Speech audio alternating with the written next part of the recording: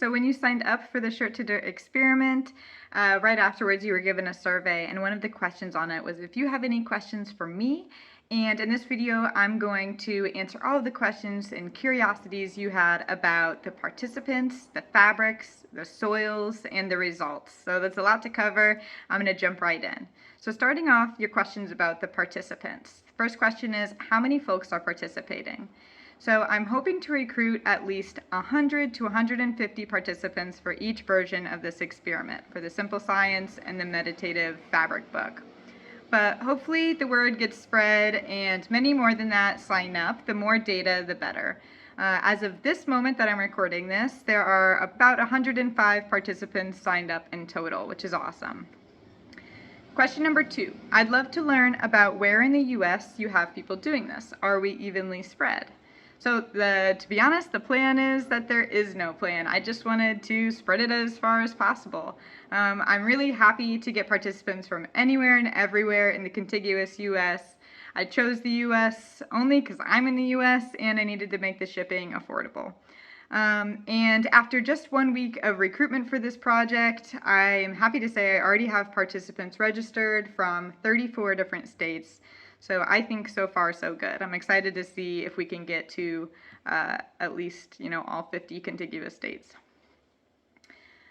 Our next section of questions is about the fabrics. So one question was, do you send out other types of fabrics to test?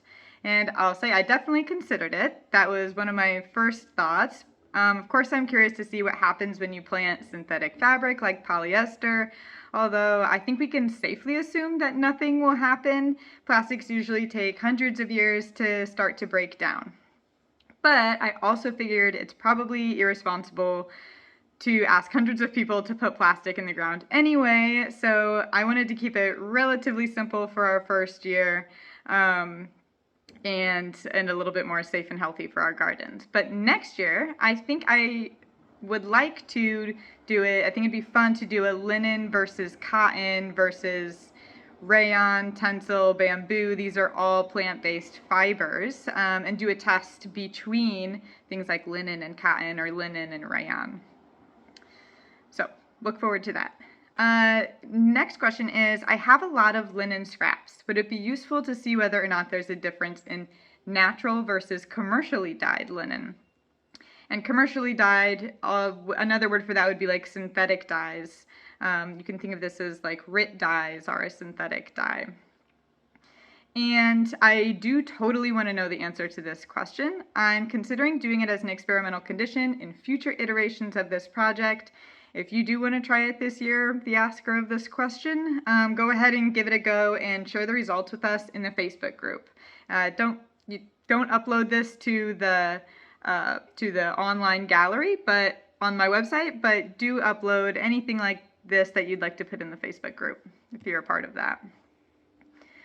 All right, the next question is, how might the embroidery, this is for the fabric meditation books, how might the embroidery or using of other materials affect how it biodegrades? For example, if we use material that worms may be more attracted to, will that skew the data?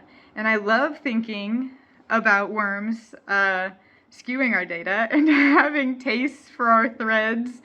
And I would love this in like an illustration or an animation or something. But in all seriousness, I think maybe probably yes. I don't think skew in a bad way. It would be realistic, but it is just a fun thing to consider. I don't have an answer for you. The next question is, will polyester thread survive differently than cotton or silk thread? What would happen if I used cotton threads instead of linen? So, great curiosity about the polyester threads. My guess is that polyester threads would not biodegrade at all. And I think cotton or silk would biodegrade at a slower rate than linen would, but I think still biodegrade. I am curious, for the people who are doing the fabric meditation books, curious to see if the linen thread will biodegrade as quickly as the linen fabric. My guess is no, because it's more like condensed.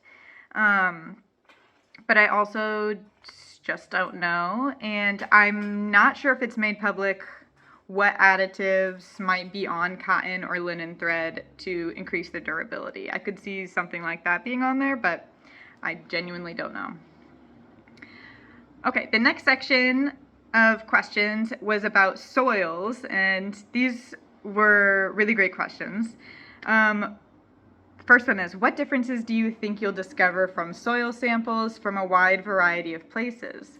Do you have reason to expect a large variation in how long it takes to degrade in different locations or soil? What is the existing data? Okay, so I am so interested to find this one out. I'd consider myself to be like moderately educated on ecology, but honestly, not too much about soil science. I bet there are some people in this group who could make much better predictions than me. My guess is, just to be honest, what like my prediction is that our participants in dry or arid climates this summer will have slower biodegradation, and those that get a lot of rain will have faster processes. But I can't, with much background knowledge, say much more than that. And like, what about clay versus like black soils? Very interested. Okay. Number 8. Will you be collecting, number 8, I didn't number them before this, but the next question is, will you be collecting any data, example, zip codes, to help determine this?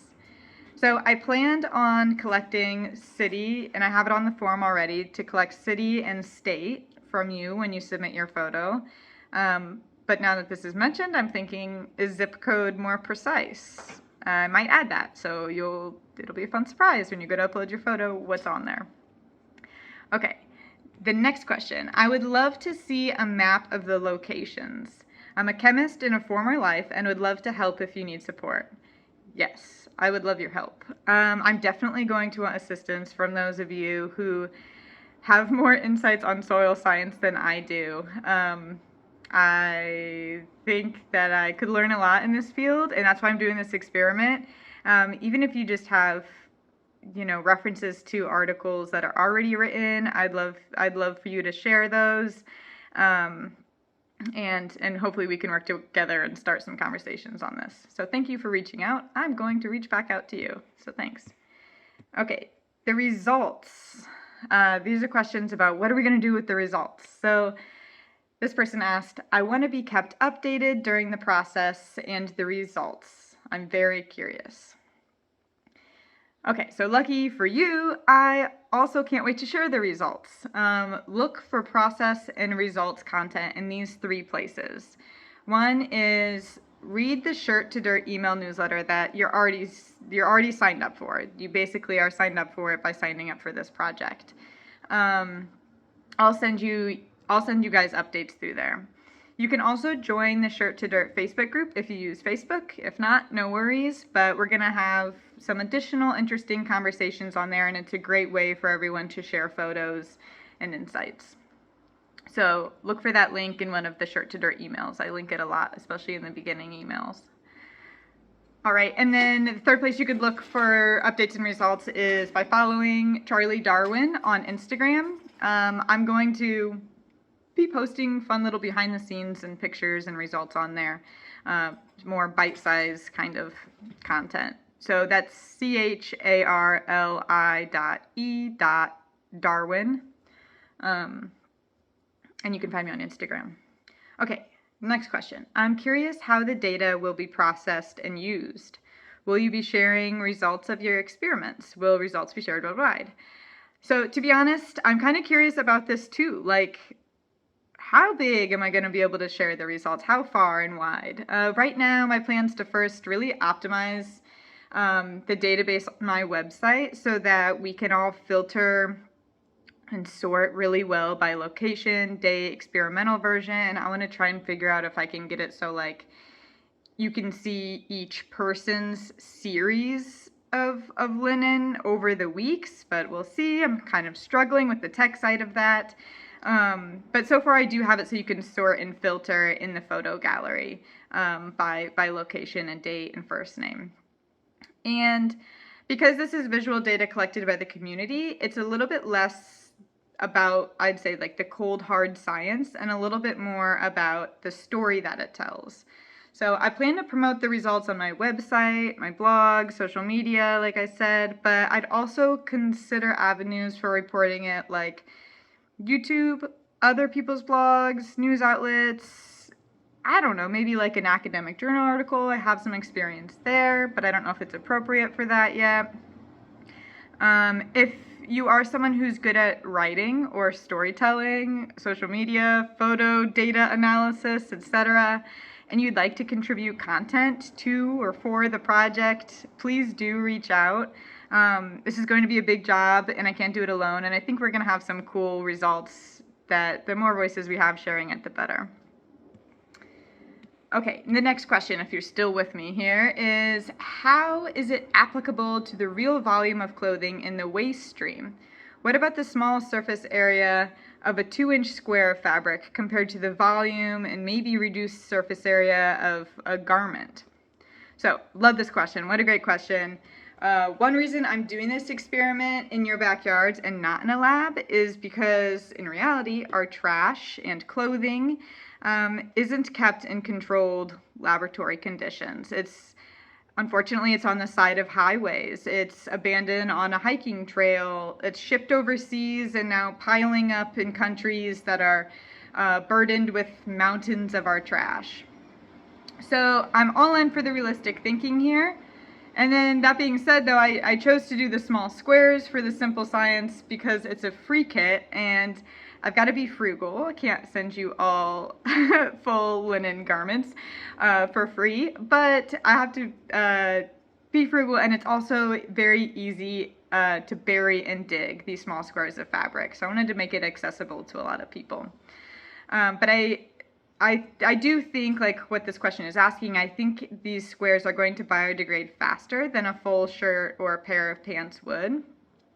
What I think will be more representative of real clothing is the buried meditation book version of this experiment, because they'll be stitching several layers of linen together and adding elements like thread and embroidery. And I think that's going to be more realistic to kind of like the complexity of real clothing. Okay, last question about this section. In this section is, why does this experiment end at 8 weeks? Does linen really biodegrade that fast, or will 8 weeks just show the start of it? Ooh, we will just have to find out, won't we? Exciting. All right, so the last section here are a couple people just asked for some additional resources that I might be able to provide you. This person asks, I'm new to natural dyeing. I'm curious, how do you dye your linen? So right now I use 3 different plant-based dyes. This is for my clothing line, Darwin Textiles.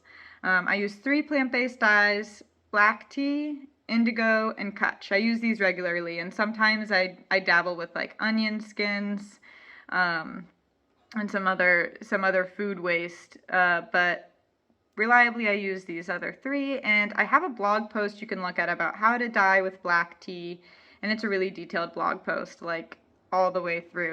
It'll get you through the whole process. So look for that on my blog. And for now, I use pre-reduced indigo from Jacquard because I'm living in a pretty small, like indoor space, so I don't have room for a huge indigo vat. But I'm using pre-reduced indigo from Jacquard, the company, and I use kutch extract from Botanical Colors. So both of these companies, you can Google them. They have great resources on how to use their products. I really recommend it. Okay, and the last question is, do you have scraps, fabric scraps, available for purchase? So a couple times a year, I will add scraps to my website so that you can purchase them in larger bundles than you get in these kits. It's the scraps from my clothing line, so it's like the offcut of what didn't go into the arm or the crotch of the pant or something like that. But I'm sort of on a hiatus from selling those scraps right now, since I'm funneling all of my scraps into this project. So I do let my email subscribers know when the scraps are available, so subscribe to the general Charlie Darwin email list to get those updates if you'd like. All right, this has been a long enough Q&A video. I hope it's answered tons of your questions. I'm sure we're going to come up with many more. And if you've thought of some just while listening to this, or in the meantime, please reach out, leave a comment, email me, charliedarwinco@gmail.com. Happy to answer anything, or even just start a conversation, or any of these things that I need help on. If you're willing to reach out and help, I'd love your assistance. All right, thanks so much. Bye.